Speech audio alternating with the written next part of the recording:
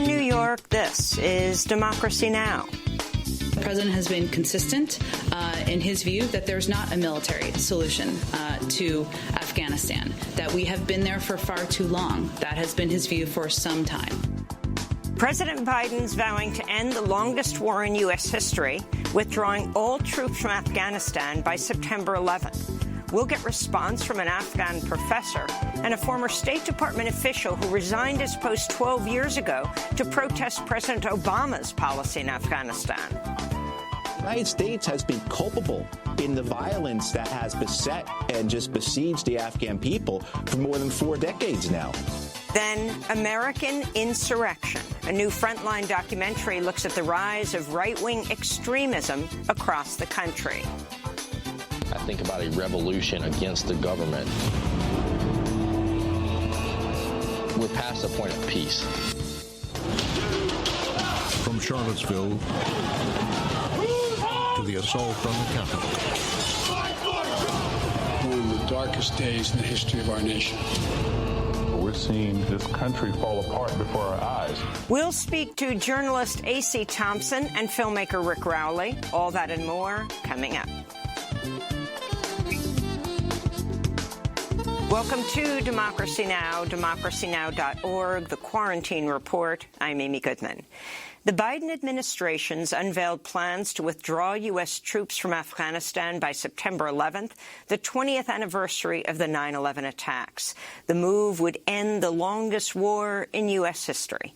Over the past 2 decades, the war has killed more than 100,000 Afghan civilians, 2,300 U.S. service members, and has cost the U.S. trillions of dollars. NATO forces are also expected to withdraw 7,000 troops by September 11th. This is White House Press Secretary Jen Psaki. The president has been consistent in his view that there's not a military solution to Afghanistan, that we have been there for far too long. The White House announcement comes just over a week before the scheduled start of a new round of peace talks in Istanbul between the Taliban and the U.S.-backed Afghan government. But on Tuesday, the Taliban announced it would boycott the talks because President Biden is reneging on a deal made by Trump to have all U.S. troops out by May 1st. We'll have more on Afghanistan after headlines. In Minnesota, protesters took to the streets for a third straight night in Brooklyn Center, where a white police officer killed 20-year-old Dante Wright, a black man, during a traffic stop Sunday.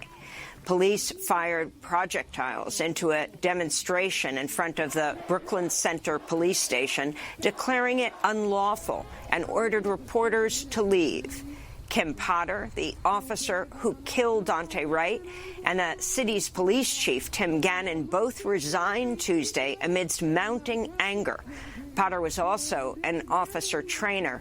Dante's aunt, Naisha Wright, responded to the news of her resignation during a joint news conference with the family of George Floyd. She was the law. She was the law, right? Protect and serve. Okay. Put her in jail. Like they would do any one of us. Yes. Naisha Wright also revealed George Floyd's girlfriend was her nephew's former teacher. Phalonis Floyd, the brother of George Floyd, also spoke at the news conference. Minneapolis, you all can't sweep this under the rug anymore. We're here, and we will fight for justice for this family, just like we're fighting for our brother. Yeah. To the protesters all around this nation, stand up. Stand up. We need you all to come out. The emotional press conference was held outside the Hennepin County Courthouse, where the trial of former police officer Derek Chauvin continued inside for a 12th day.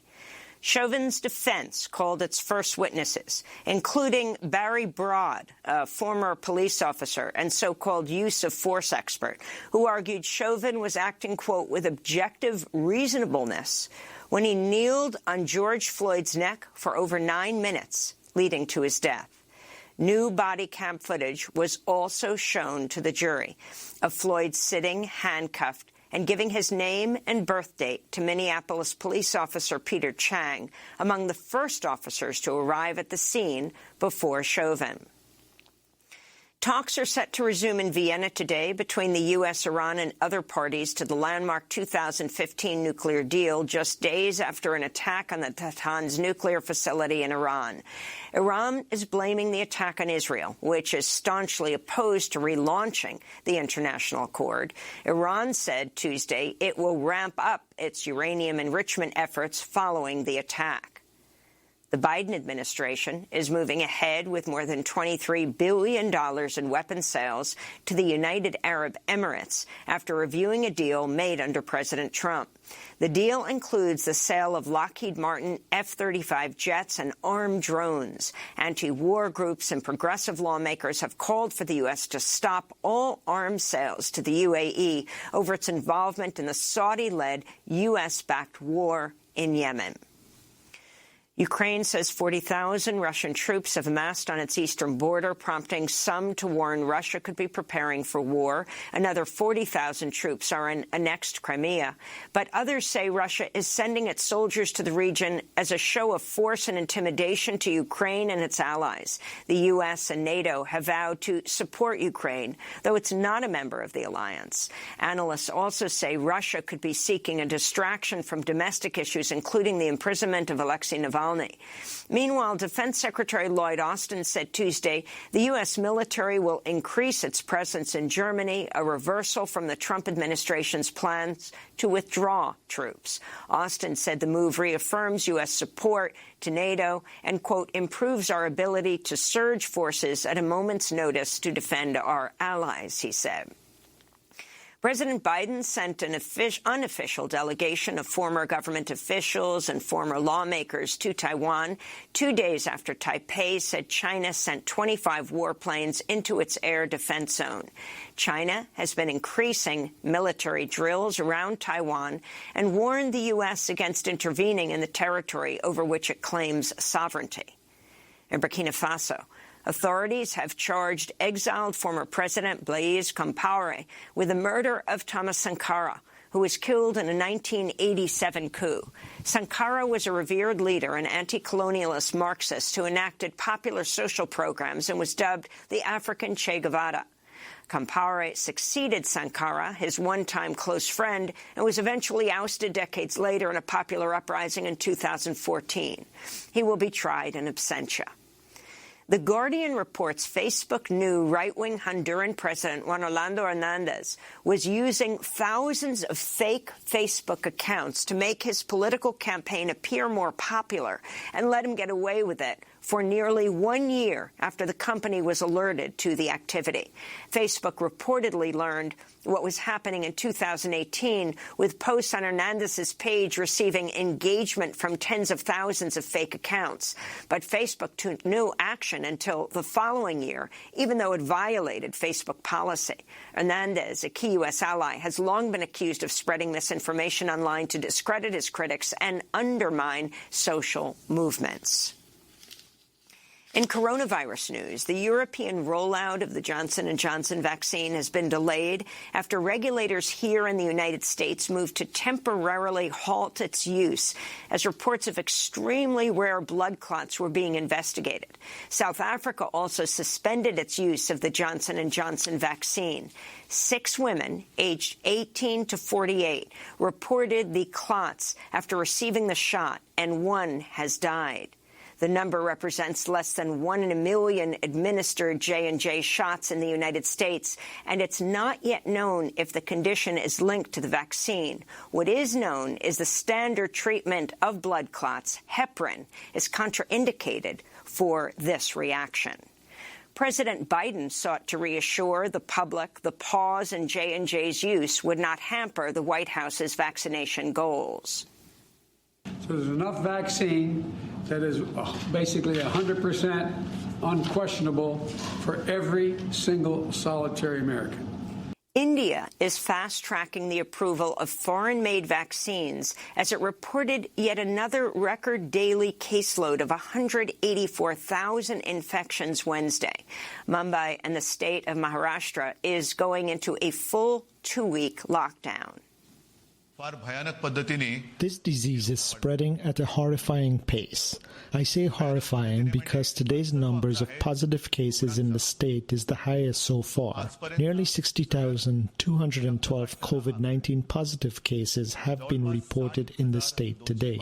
Hence, the situation is very grim. In other coronavirus news, UN Secretary-General Antonio Guterres is calling on governments to impose a wealth tax on rich people who've profited from the pandemic. A recent report found the world's wealthiest have seen their fortunes surge by $5 trillion since the start of the pandemic. Back in the United States, a new report by the Capitol Police's watchdog reveals officials knew Congress was the target of the deadly January 6th insurrection, yet officers were instructed to refrain from deploying a more aggressive response. Officials on duty January 6th said the use of crowd control equipment such as stun grenades could have helped, quote, push back the rioters. We'll have more on this story later in the broadcast. An ally of embattled Florida Congressmember Matt Gaetz is reportedly cooperating with the Justice Department in its probe into Gaetz' possible sex trafficking crimes.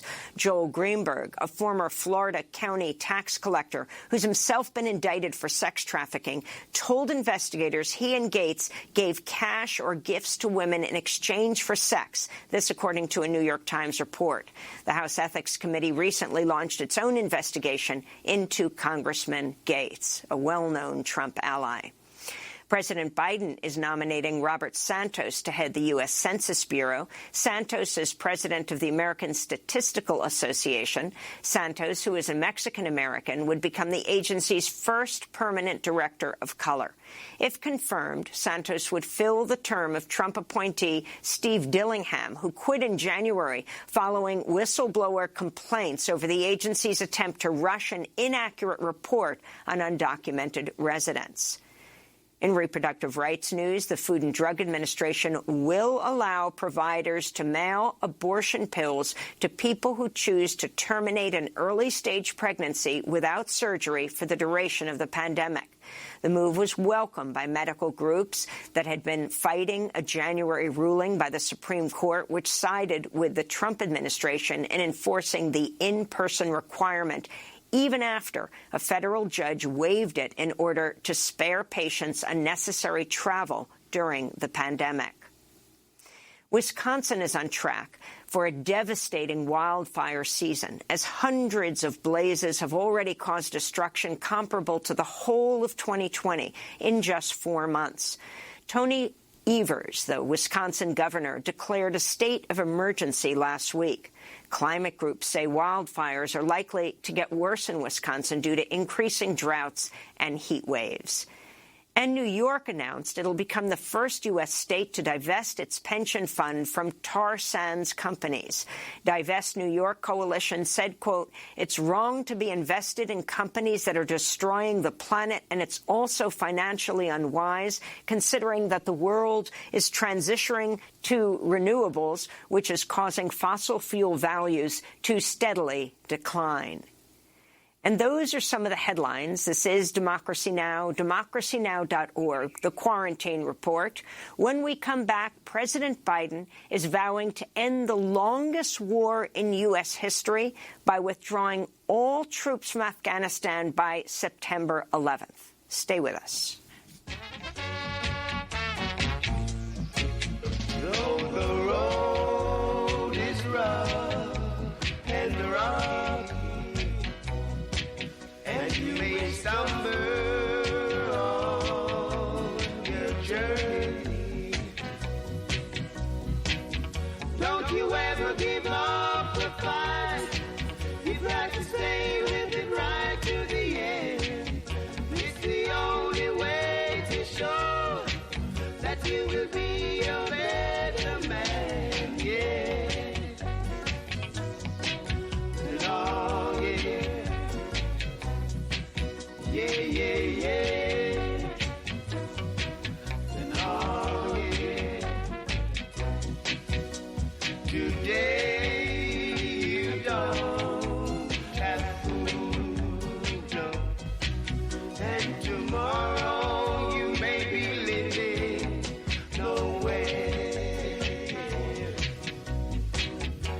Don't you ever give up. The Rocky Road by the Paragons. This is Democracy Now!, democracynow.org, the Quarantine Report.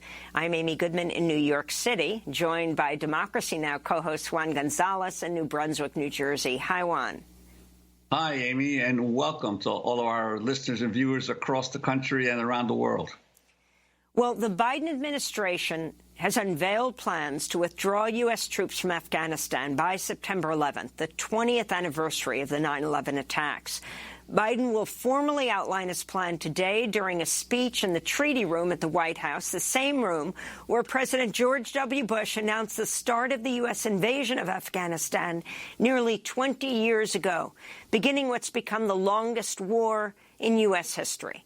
The war killed more than 100,000 Afghan civilians and over 2,300 U.S. service members. It also cost the U.S. trillions of dollars.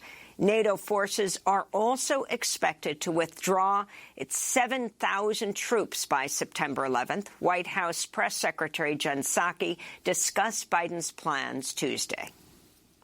The president has been consistent in his view that there's not a military solution to Afghanistan, that we have been there for far too long. That has been his view for some time. Well documented, well reported on. He believes that, and he remains committed to supporting negotiations between the parties, which many of you may be following, are resuming next week. And he also believes we need to focus our resources on fighting the threats we face today. 20 years, almost 20 years after the war began. Biden's announcement is coming just over a week before the scheduled start of a new round of peace talks in Istanbul between the Taliban and the U.S.-backed Afghan government. But on Tuesday, the Taliban announced it will boycott the talks because Biden's reneging on a deal made by President Trump to have all 3,500 U.S. troops out by May 1st. In recent weeks, the Taliban attacked a secret U.S. military base in eastern Afghanistan, as well as Kandahar airfield, which houses hundreds of U.S. troops. On Tuesday, a senior Biden administration official told reporters the president's committed to the withdrawal regardless of the situation on the ground in Afghanistan. The official said, quote, "This is not conditions-based. The president's judged that a conditions-based approach, which has been the approach of the past 2 decades, is a recipe for staying in Afghanistan forever." We're joined now by 2 guests. Zahir Wahab is an Afghan-American professor who taught for decades at Lewis and Clark Graduate School of Education in Portland, Oregon. He was born in Afghanistan and has regularly returned since the U.S. war began in an effort to rebuild Afghanistan's educational system. He was a senior advisor to the Minister of Higher Education in Afghanistan from 2002 to 2007. He also taught at the American University of Afghanistan for 7 years. And we're joined by Matthew Ho. He's a senior fellow with the Center for International Policy. In 2009, he resigned from the State Department in protest against the Obama administration's escalation of the war in Afghanistan. We welcome you both to Democracy Now! Professor Wahab, let's begin with you. What is your response? President Trump said the troops would be out by May 1st. President Biden has extended that to September 11th.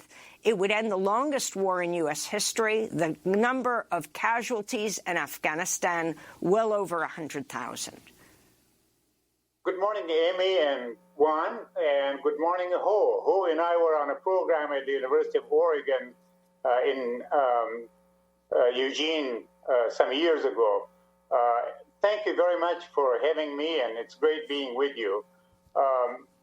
I approve of President Biden's decision to withdraw all of its forces, but I want to point out that the United States and its allies should never have attacked and occupied Afghanistan. It was wrong, it was illegal, and I think it was immoral.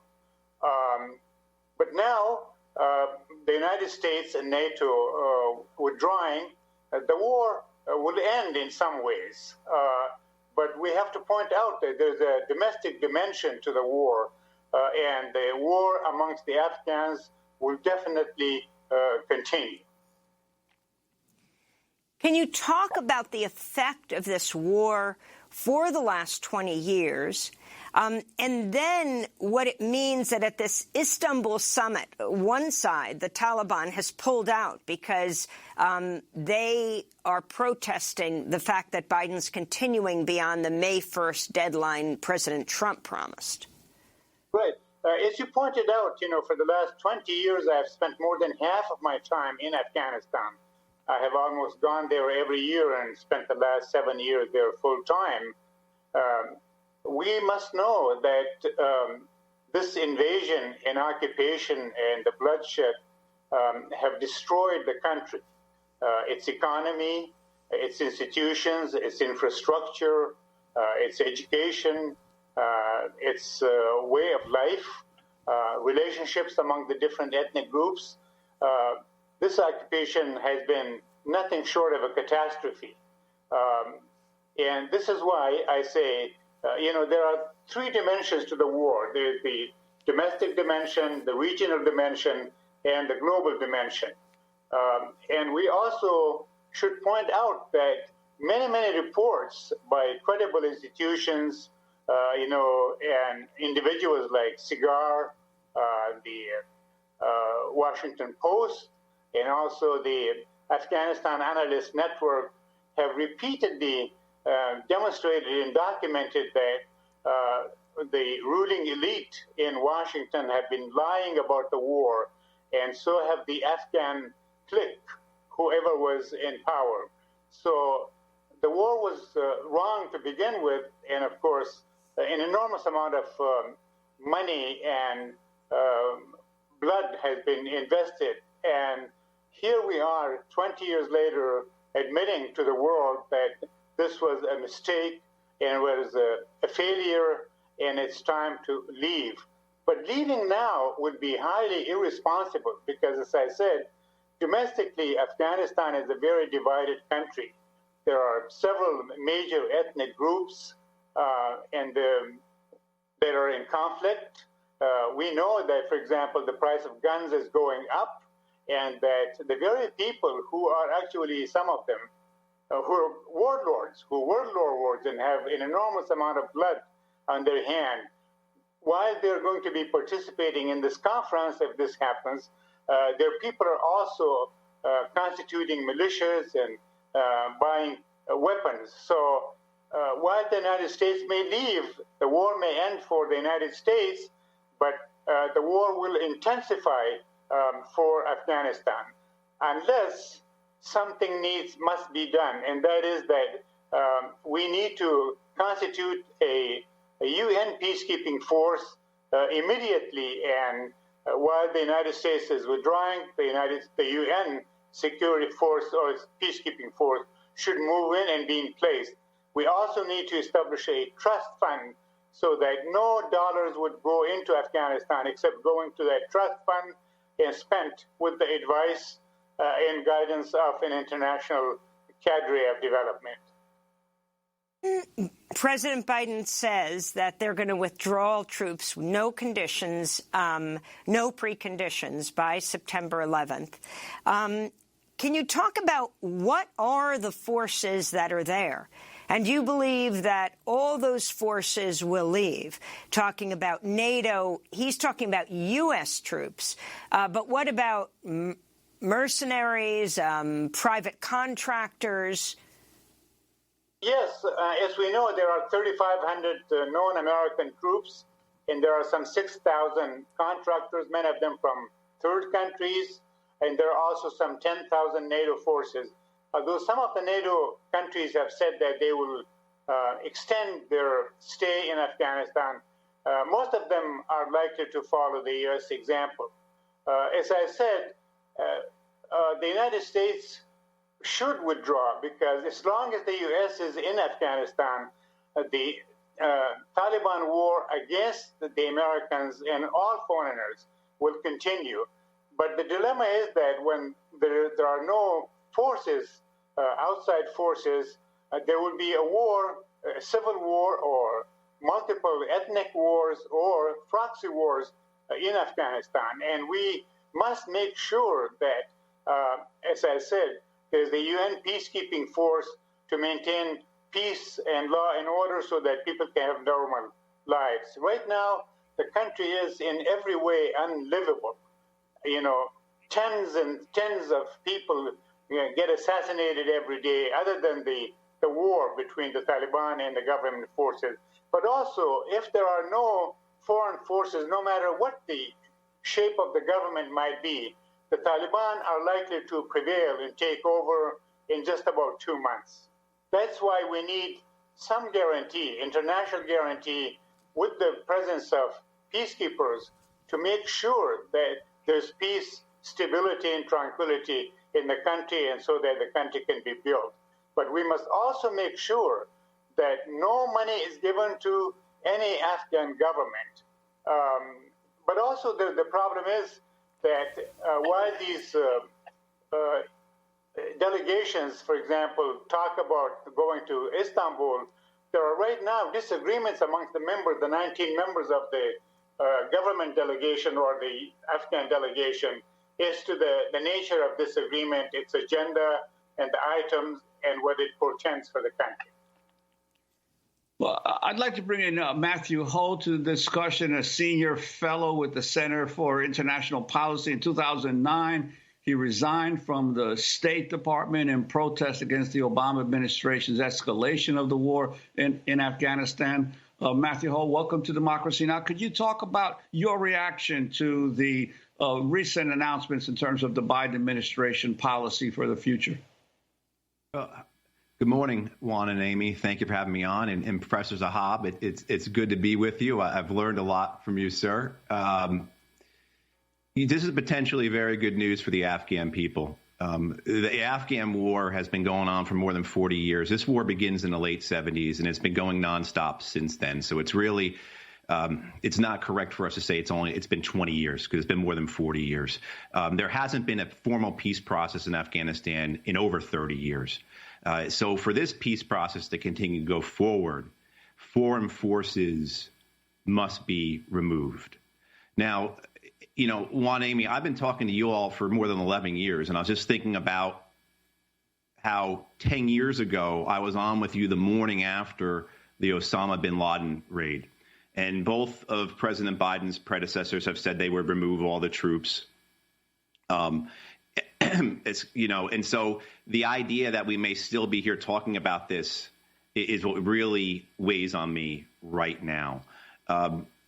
Also, regardless of whatever the intentions of the Biden administration are, the onus is now on the Taliban. Whatever they do can now give context or reason for the U.S. and NATO to say, look, we're not going to withdraw anymore, or even possibly resume offensive operations, or maybe even send more troops.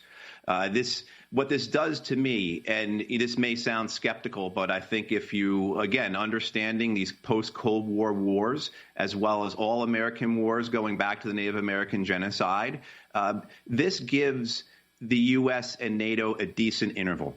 This puts, again, the weight of responsibility on the Taliban for the next 4 or so months. And this allows the administration a reason to abrogate the withdrawal, to abrogate the peace process. And I say this again because of the evidence of the post-Cold War wars in the Muslim world, as well as, just the general history of American military warfare. The other thing I think it's very important to remember is that this does not include the thousands of men and women who are part of U.S. Special Operation and NATO Special Operation teams, CIA teams, as well as the, literally dozens of squadrons of attack aircraft and bombers, whether they be manned or droned, that are in the area, stationed either in land bases or on aircraft carriers outside of Afghanistan. So the potential for the United States to remain involved militarily is quite high, even if all 3,500 acknowledged U.S. troops are withdrawn, as well as the NATO troops. But again, this is potentially good news because this is the step that is necessary for the peace process to go forward, and that's what the Afghan people desperately need. And Matthew Ho, could you talk about the toll on the Afghan people? You yourself served in the military in Afghanistan. years back. The 2.5 million Afghans are now officially registered as refugees with the United Nations. The impact of this more than 20 years of the U.S. Period, but then there was also the period before that when the Soviets were occupying the country. And this, Juan, this precedes the Soviet occupation. This really begins in 1973, the same year I was born. So 48 years ago, the king is deposed. And at that point, if you're an Afghan, there's been hardly a single day without some type of violence or political chaos. By the time the Soviet Union invades in 1979, 100,000 Afghans have already been killed in the fighting. And it's important to remember, because we want to remember what the role the United States has been in Afghanistan, that the United States starts funding the Mujahideen, the Islamic militants in Afghanistan, at least 6 months before the Soviet Union invades. This was a plan by Jimmy Carter's national security advisor, Zbigniew Brzezinski, to bait the Soviet Union into a trap in Afghanistan, to give them their own Vietnam. And so the effect on the Afghans has just been catastrophic. It has been well over 40 years of fighting. Millions of Afghans have been killed or wounded. The devastation on the Afghan people is hard to imagine. That 2.5 million refugees are what's registered right now. But there have been millions and millions of refugees for the last 40 years. For most of these last 40 years, the Afghans have been the largest refugee population in the world, with the exception of a period of time when the Syrians were. But as the Syrians go back, as that war has wound down, the Afghans, I believe, are once again the largest refugee population in the world. It's something like 70% of Afghans subsist on $1 a day. There is no industry in Afghanistan to speak of. There is no infrastructure.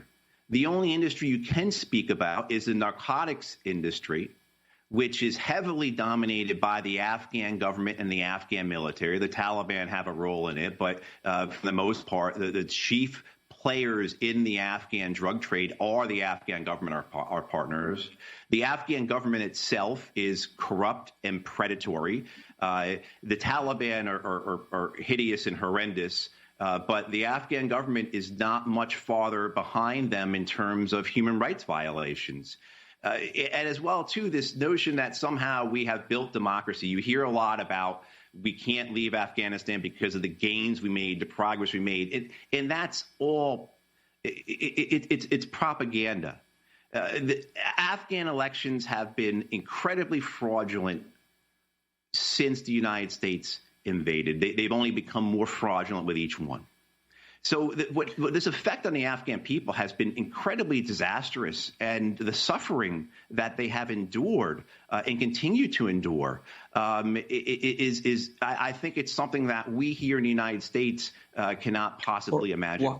Wahab. Yes, Professor Wahab, I'd like to ask you as well the impact of this war on the Afghan people, as well from your perspective. And the prospects, what you see for the prospects once the United States pulls out, for Afghanistan to finally have an era of peace and somewhat stability. Yes, well, I totally agree with Matthew, and that is a country has been destroyed. Ashraf Ghani himself said, that 70% of the population lives on $1 a day, and that half of the government revenues are stolen. So the government is highly corrupt, inefficient. It's sort of a rentier state, inefficient, ineffective, has no credibility, no legitimacy. The people live in constant fear.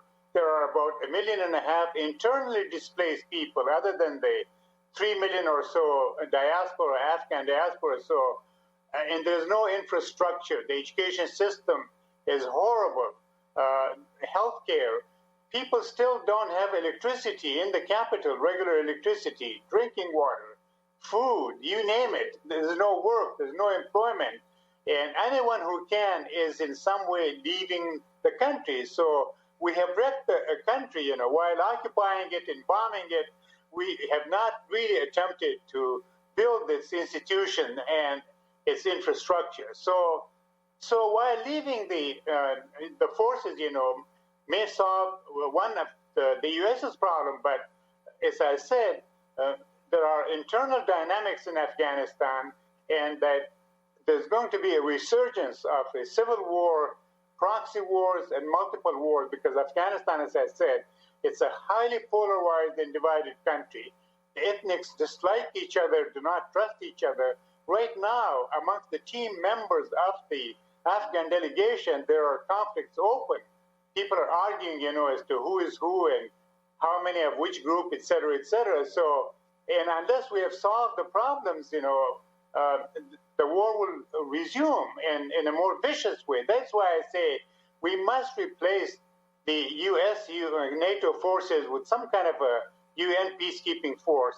And also we must continue, the world community must continue to subsidize Afghanistan development, but must be done very, very differently. Right now, what we have done is we have empowered and resourced the very wrong people, the kind of people who should be on trial, and the people who should probably be in jail.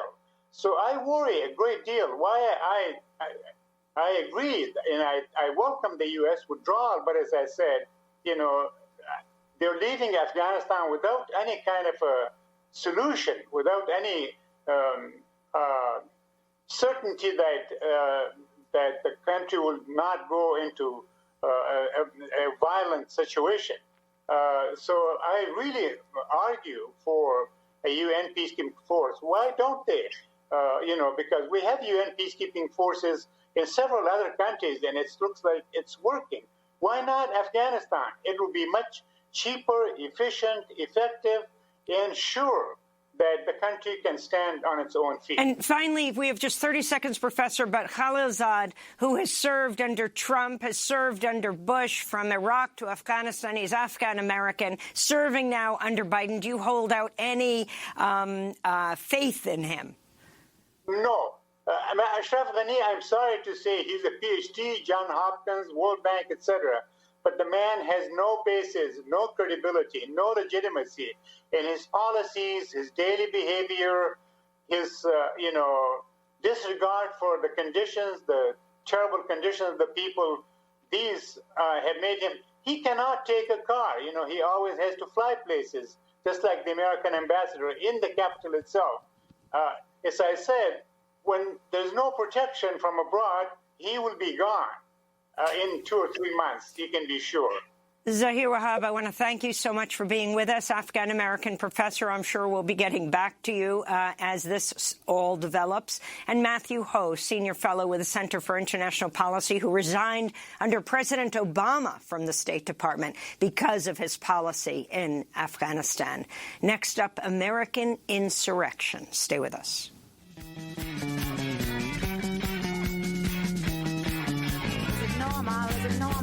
Just another day, are they emptying the rubbish? Have the kids gone out to play? Are you waiting while the bar fills up? Watching while they read the papers? Read the headlines over breakfast. Breadlines, deadlines, has the milk come? Is it time to have a crisis? Is it safe to go out shopping? Crisis, panic buying. Water dripping on the carpet. No more, just another day.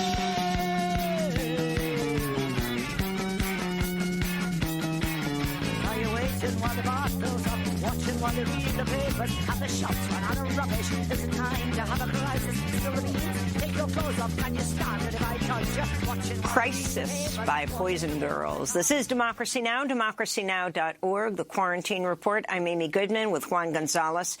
A new report by the Capitol Police's watchdog reveals officials knew Congress was the target of the deadly January 6th insurrection, yet officers were instructed to refrain from deploying a more aggressive response that could have helped, quote, push back the rioters.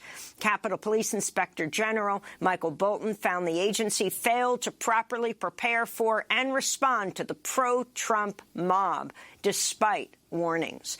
The report cites a Capitol Police intelligence assessment issued several days before the attack that warned, quote, "Stop the Steel's propensity to attract white supremacists, militia members, and others who actively promote violence may lead to a significantly dangerous situation for law enforcement and the general public alike."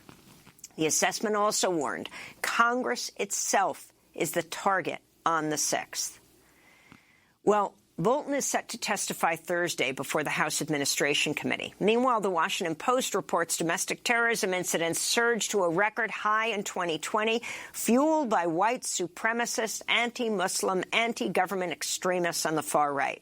The Post found since 2015, right-wing extremists have been involved in 267 plots or attacks, leading to 91 deaths. For more, we turn to a new film called American Insurrection that explores how far-right groups were emboldened and encouraged by former President Trump and what the fears and concerns are going forward. The documentary by Frontline premiered Tuesday on PBS in collaboration with ProPublica and the University of California, Berkeley's investigative reporting program. In a minute, we'll be joined by the film's director, Rick Rowley, and correspondent A.C. Thompson. This is the trailer. I think about a revolution against the government. We're past the point of peace. From Charlottesville to the assault on the Capitol. One of the darkest days in the history of our nation. We're seeing this country fall apart before our eyes. How the former president galvanized an army. Who's our president? Trump's our president! You've got a guy who's a nationalist in the most powerful seat in the world. We can actually win. We can actually get our views represented. Proud boys, stand back and stand by. So Trump encouraging calls to lock Whitmer up. Lock them all up. The far-right militias have felt much more licensed to publicly engage. Terror plot to kidnap Governor Gretchen Whitmer. And so you think the guys were planning to arrest her? It was going to be a citizen's arrest. 2 militia groups who were preparing to kidnap and possibly kill me. You don't fight like hell, you're not going to have a country anymore. Violent mobs stoked by the words of President Trump stormed the building. They were hostile. They were venomous that their country somehow was being taken away from them. In the aftermath of the 2020 election, how these groups have become part of the American political landscape. What was the role of the Boog Boys on that day? There was some Boogaloo Boys in the crowd associated with us. They weren't there for Trump. They were there just to mess with the federal government one more time. Over the last several years, Frontline and ProPublica have been reporting on the rise of hate about groups what you did in Charlottesville last year. And their violence. What do you think was going on in this house? They were making bombs. Now, correspondent A.C. Thompson investigates the surge of far-right political violence. What do soldiers and Marines bring to the Boogaloo? They bring training expertise in certain areas. They have decided this is a strategic initiative for them. There's a real, legitimate fear. We've got to be vigilant about it. I'm afraid that more innocent civilians will be targeted and actually victimized by these violent offenders. Everything that we had predicted has come to fruition, and it's actually worse. The first in a series of films on the rise of extremism around the world. We definitely are the modern militia. That's the trailer for American Insurrection, the new Frontline documentary now streaming on pbs.org. For more, we're joined by A.C. Thompson, PBS Frontline correspondent and staff reporter with ProPublica, who's covered the rise of right-wing extremist and white supremacist groups for years, and director Rick Rowley, the Oscar-nominated, Emmy-winning filmmaker, independent journalist with Midnight Productions. We welcome you both back to Democracy Now! A.C., you begin this documentary on January 7th, the day after the deadly insurrection in Washington, and then you make your way back to the University of Virginia. Talk about what we're facing now and the buildup. You know, the concern that I have at this point is that we may see an act of mass casualty terrorism sometime in the relatively near future, because we have a massive pool of radicalized individuals who have been fed a abundance of lies by the former president, by this entire conspiratorial right-wing media and social media ecosystem. And that is the concern I have for us, the film traces sort of what happens from Charlottesville with the white power movement, which was emboldened and catalyzed by former President Trump, up to now, where we see the sort of white supremacists fading and these groups we saw on January 6th coming out, the street fighters like the Proud Boys, the militias, the Boogaloo Boys. And that's sort of the arc that we're tracing here. We expect trouble from those groups in the future. And AC, in the film, you explore several of these groups. In the Proud Boys, for instance, the Cuban-American Enrique Tario, who is the one of the leaders of the group, several of these folks are not, they're white supremacists, but they're not white themselves. Those of us who know the Latin American history know there's always been an extreme right-wing trend among people of Latin American descent. Could you talk about the Tario and the Proud Boys and what you found? Yeah, that's a great question. Honestly, a few years ago, our colleague Kareem Haj and I were filming in Portland and filming these Proud Boys rallies. And we thought, how do we even make sense of these guys? Like, because they're ethnically mixed, they're sort of white supremacist adjacent, like they're hanging out with white supremacists, but that's not how they categorize themselves. And I think the term that we came up with was sort of multicultural fascism, multi-ethnic fascism. In the film, we meet a member of the Proud Boys, and he's wearing a shirt that says Pinochet did nothing wrong, referring to the fascist Chilean dictator. And that's the thing that we saw over and over again with the Proud Boys is shirts that said right-wing death squads, shirts that talked about throwing socialists and leftists out of helicopters, as happened in Chile and Latin America during the Dirty Wars. So that's the sort of thing that I think these movements, the ultranationalist movements, really represent is a multi-ethnic fascism. I want to go to a clip from your documentary, American Insurrection. You report on Stephen Carrillo, the active duty Air Force sergeant accused of shooting dead a federal security officer in Oakland during last year's protests over the police killing of George Floyd. Remember, it was originally blamed on Antifa, but then it turns out to be that Carrillo killed not only him, but a deputy sergeant in the Santa Cruz County Sheriff's Office. He belonged to the anti-government Boogaloo Boys movement and was interviewed by investigative journalist Gisela Perez de Acha from jail. Before he was captured, Carrillo wrote messages in his own blood, including a single word that would be the key to all the chaos. Boog. And what the Boogaloo is a revolution, a revolutionary thought. Carrillo told Perez de Acha that he was part of a movement called the Boogaloo Boys. The Boogaloo movement, it's about people that love freedom, liberty, and they're unhappy with the level of control that the government takes over our lives. Being free to do what you want as long as you don't hurt anyone else.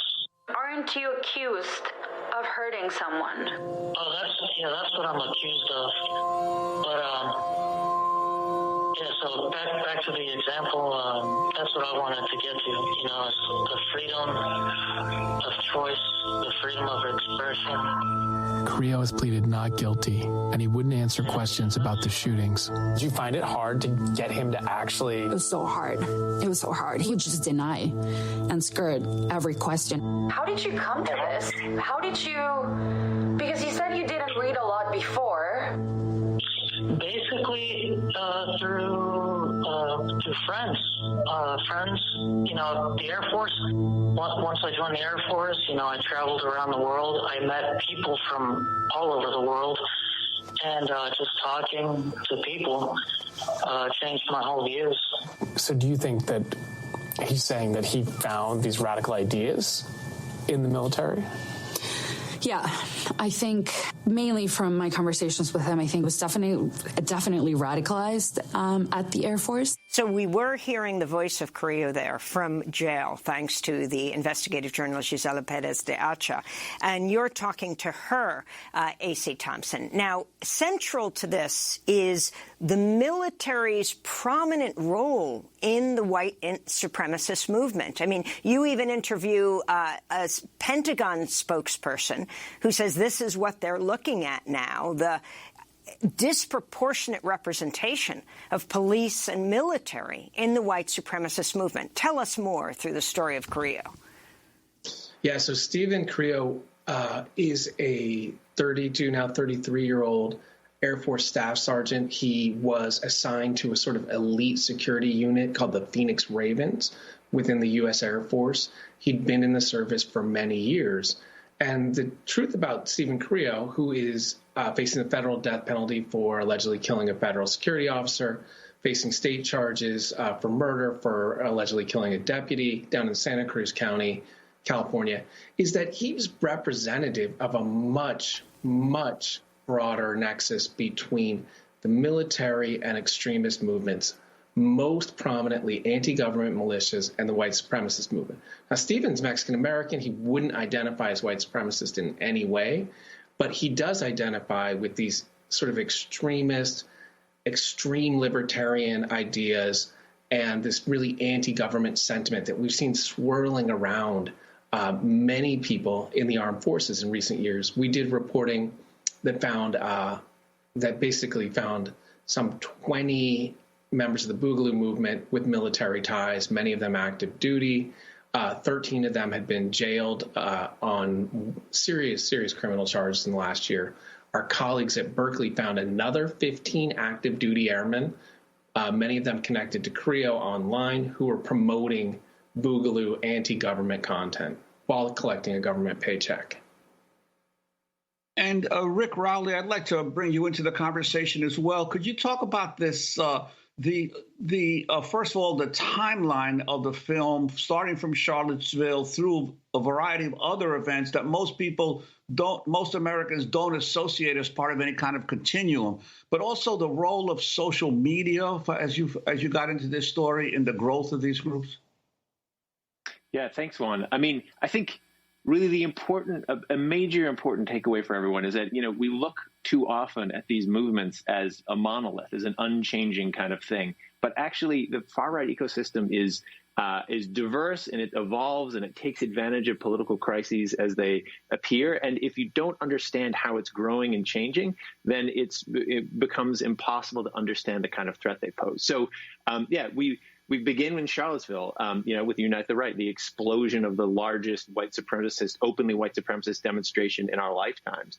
And there was a backlash after that was actually quite effective in splintering and breaking up the overt, explicitly white supremacist organizations that were there. The main groups behind that, they dissolved, or they changed their names, or they just kind of disappeared. But what happened was something else happened there, and that was that Trump, with his response to Charlottesville, he made explicit something that had been imminent inside his campaign for a long time, and many elements inside the white supremacist movement found in him a path into the mainstream. And so they took off their swastikas and they wrapped themselves in the flag, and they joined groups like the Proud Boys. At the time, the Proud Boys seemed to me to be kind of a joke, right? Not a very serious player in this space, but they became a vehicle through which neo-Nazis and white supremacists could enter into a mainstream kind of organization. And, one of the great interviews that AC does is with this guy, Brian James, his career is like a bingo card of far-right violence, like the Klan, militias, where he met Tim McVeigh. He's founder of a neo-Nazi skinhead gang that's, whose members have been who have been convicted of multiple murders. Now he's a Proud Boy. And he says to us on camera that, that he sees that now they can win with someone like Trump in power, in office, and then also just offering them this vehicle into the mainstream. And so, what you mentioned earlier, Juan, about Enrique Tarrio and the Black and Latino members of the Proud Boys, this is a very self-conscious move by the movement to put forward an image of themselves that is difficult for people who haven't watched them evolve to classify. So people look at them, and it's hard to call them white supremacists because they can't, it's hard for them to square that image because they haven't seen them evolve. I mean, the slogan, Pinochet did nothing wrong, Hitler did nothing wrong. It was a slogan, started, I think, on Stormfront a couple decades ago and sort of popularized. They just take the Hitler out, put the Pinochet in, and suddenly they're a multi-ethnic, multicultural fascist movement that it finds a way to become more acceptable. I want to go to another clip of American insurrection. This is about the Boogaloo Boys. I need to see the movement for myself. I go to Virginia, where a Boogaloo cell is marching against a local gun ordinance. 50 protesters show up. They have body armor, assault rifles, and outlawed high-capacity magazines. They carry igloo flags and wear Hawaiian shirts and ironic patches. The group is led by Mike Dunn. So how are you feeling about today? Liberty shall not be infringed. Has this been a success in your mind? Liberty shall not be infringed. Dunn postures like a seasoned squad leader. But this doesn't look like a group that's going to lead a violent insurrection. I can see the threat they pose, though. Boogaloo Boys have demonstrated the potential to carry out acts of violence. Some in law enforcement and the intelligence community also saw this threat, but I've been told that their concerns were rejected by the White House. Among the counterterrorism community, we took it very seriously, but we really do need that presidential level leadership saying this is a threat. We are going to use all of our tools to go after this threat. That never happened under Trump. Elizabeth Newman was one of the top counterterrorism officials in the Trump administration. She says she tried to warn the White House about the rising threat of far-right extremists, but the president and his allies claim the real threat was from Black Lives Matter and Antifa. Does Antifa exist? It's not an organization, it's a movement. You have groups of people that associate with them. Do they show up at protests? Sure. Is it a massive conspiracy to overthrow the U.S. government and kill a lot of people? No. You know where that is? It's on the right. It's in the white supremacist movement. It's in the anti-government militia movement. It's in the Boogaloo Boy movement. So that is key. That was Elizabeth Newman, who was a Trump administration official who quit then because the White House kept stressing the threat was Black Lives Matter and Antifa, when all of the facts indicate the overwhelming level of violence. The number one domestic terror threat in this country are the white supremacists, are the anti-government groups, this right wing that coalesced on January 6th. You have Mike Dunn in there. AC, you say he's gone underground now. And what do you see as the next insurrection or threat? And what about how the Biden administration is dealing with this? I think the fear that I have, and I've gotten this from our interviews with people like Mike Dunn, is both federal agencies and federal law enforcement being targeted. They are a particular target for people in these militia and militant anti-government groups.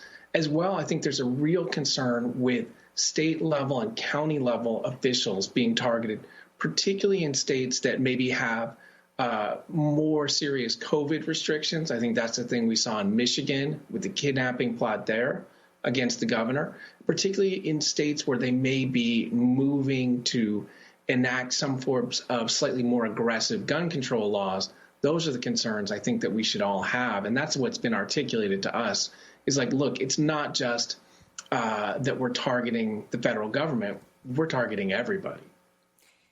A.C. Thompson, we want to thank you for being with us. PBS Frontline correspondent, ProPublica reporter, and Rick Rowley, Oscar-nominated, Emmy-winning filmmaker, just released American Insurrection, a new Frontline documentary now streaming at pbs.org. That does it for our show. We have a job opening of a senior video producer, senior news producer to join our team here in New York City. Learn more and apply at democracynow.org. I'm Amy Goodman with Juan Gonzalez. Stay safe. Wear a mask.